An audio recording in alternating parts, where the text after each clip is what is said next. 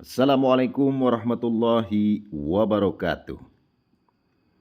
Salam sejahtera, salam silaturahmi untuk semuanya. Berbagai kalangan, berbagai wilayah, berbagai profesi, sehat selalu semuanya. Subur rizki untuk bekal beribadah. Banyak rizki untuk bekal kita hidup dalam dunia ini untuk bersedekah. Masih seputar susuk menyusuk, mitra.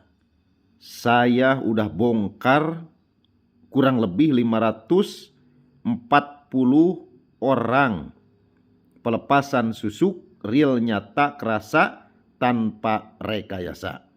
Sudah diupload di YouTube channel Padepokan Guntur Lodaya. Buka aja, semua buka. Pokoknya banyak susuk, sebab saya ngeri banyak yang masang tidak bisa mencopotnya.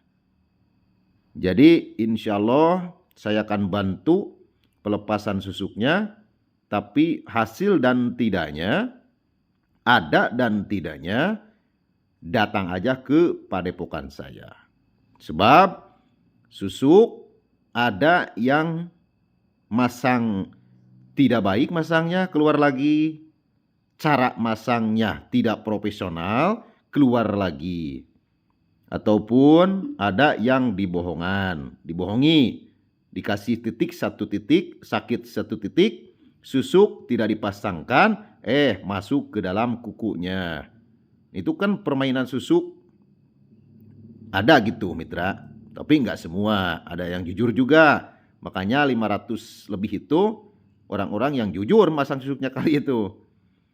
Di dalam pelepasan susuk harus digap, harus disasar, harus diraba, harus dibuktikan. Susuk tidak ada pantrangan dengan dimandikan, dengan mengkiprat-kipratkan daun kelor ataupun jauh emas. Nggak ada sebab, ada akibat. Awal mula susuk dipasangkan secara paksa, real pakai tangan. Keluar punnya juga harus secara paksa lagi, real pakai tangan-tangan yang profesional. Kalau cuma diulas-ulas ataupun digini-gini, lah nggak bakalan keluar. Sok aja, itu istilahnya. Nggak bakalan keluar sebab itu susuk ngandung kebatinan.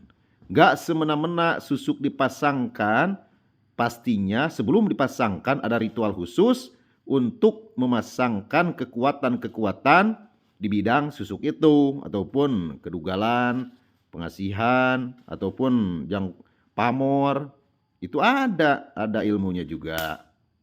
Nah, di situ jangan khawatir, saya tidak mengurus khodam ataupun ilmunya ataupun bacaannya. Yang saya urus, yang saya harus keluarkan, tugas saya membersihkan wujud susuk itu. Kalau toh ada bersarang di dalam tubuhnya pasien-pasien saya.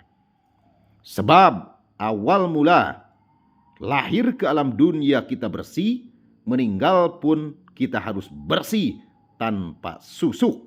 Sebab susuk jelas diharamkan menurut hukum Islam, kemusyrikan menurut hukum Islam.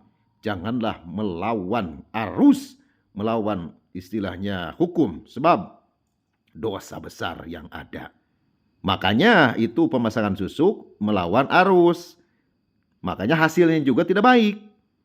Pengguna susuk akan merasakan depresi mental, sakit-sakitan, dan resahnya, dan gelisahnya, dan was-wasnya. Ibadah juga tersendat. Diterima enggak, diterima enggak, diterima enggak. Gitu terus. Sedangkan kan ibadah kita harus khusyuk. Harus khusyuk, harus yakin Allah menerima ibadah kita.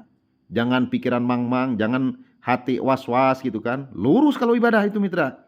Sebab tanamkan keyakinan kepada Allah Subhanahu wa taala, hati kita bersih, ucapan kita bersih, istilahnya pikiran kita harus bersih. Kalau sholat itu niatnya juga lillahi ta'ala. Jangan kepikiran hutang, jangan kepikiran susuk. Nah makanya itu tidak baik masalah susuk itu. Udahlah, selama kita masih bernapas, masih sehat, bertobatlah sebelum terlambat. Bertobatlah sebelum ajal menjemput, sebab ajal tidak ada yang tahu, tapi kita harus berusaha membersihkan badan kita. Jangan mikir jauh perjalanan, mitra. Yang intinya hidup ini gak bakalan lama. Kenaku umur, kenaku tua. Kalau udah tua, kalau kita dikasih sakit, jalan juga gak bisa. Datang ke saya juga gak bisa. Itu bahkan menyesal seumur hidup kita sampai kematian datang. Jadi kematian kita juga jangan membawa kepenasaran. Jangan membawa susuk pokoknya. Panas itu hawanya susuk itu. Nah, ini untuk edukasi seputar kehidupan. Jangan sampai kita memasangkan benda-benda tumpul ke dalam badan kita. Perhiasan dunia. Haram hukumnya, kebawa kematian. Ada itu di hadisnya, mitra. Ada di Al-Qur'annya. Perhiasan dunia, emas, perak, jangan sampai kebawa kematian. Kemusyrikan yang ada, malapetaka yang ada. Diharamkan yang ada. Wassalamualaikum warahmatullahi wabarakatuh.